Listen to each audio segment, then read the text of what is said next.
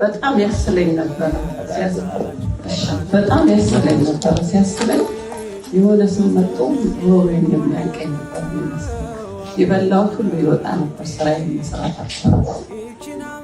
ሐኪም ቤት ሲሄድ አስም ነው አሉ። እኔማ እግዚአብሔር እያለ እሳት ሴማ እያለች አስም አይዘኝም አልኩ። መጥቼ እስከምጠመቅ ጸበሏን ጠጣ።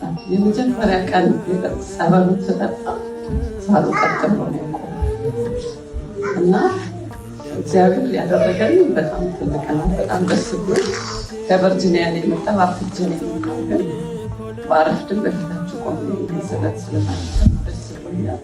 እግዚአብሔር የታመመ ግራ የገባው ይደረግልኝ። በጣም እግዚአብሔር በቅድስታችን እግዚአብሔር ስሙ የተመሰገነ ይሁን። ሰምታችኋል። ሳል በጣም ያስቸግረኝ ነበረ።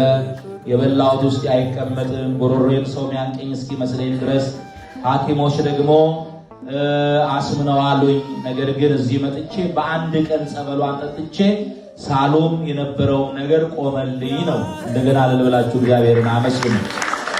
ይሄ ተስፋ ነው። አሁን እዚህ ደግሞ ሌሎች ታማችሁ ተጨንቃችሁ የመጣችሁ አላችሁና ምስክርነት የሚነገረው ለምን መሰላችሁ? እምነታችሁ እንዲጠነክር እንድትበረቱ። አያችሁ እኔ እግዚአብሔር ዛሬም ስራ አላቆምኩም፣ እየሰራው ነው።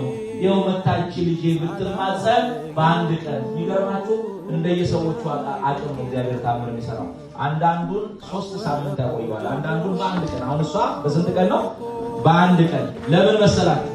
በአንድ ቀንም ቢሆን ሮጣ ከቨርጂኒያ ድረስ መጣ እግዚአብሔር ያደረገላትን መስክራለች። አንዳንዱ ድኖ ለምስክርነት አይመጣም እና ልክ ነጥቆ እንደመሮጥ ልክ ሲድን ሲደረግለት ወስዶ ይሄዳል፣ ተመልሶ አይመጣም። በመጽሐፍ ላይ 10 ለምጻሞችን ጌታ አነጻቸውና ሂዱና ንስሐ ግቡና ነው አላቸው። ከዛ 9ኙ ነጹ፣ ንስሐ ገቡና በዛ ወደ ቤታቸው። አንደኛው ግን ለምስጋና ተመልሶ መጣ ይላል። 9ኙ የታሉ? የዳኑት 10 አልነበሩም? 9ኙ የታሉ አለ። ለምን ተደርጎላቸው ለምስጋና አለ በአውደ ምሕረቱ የማይቆሙ አሉ።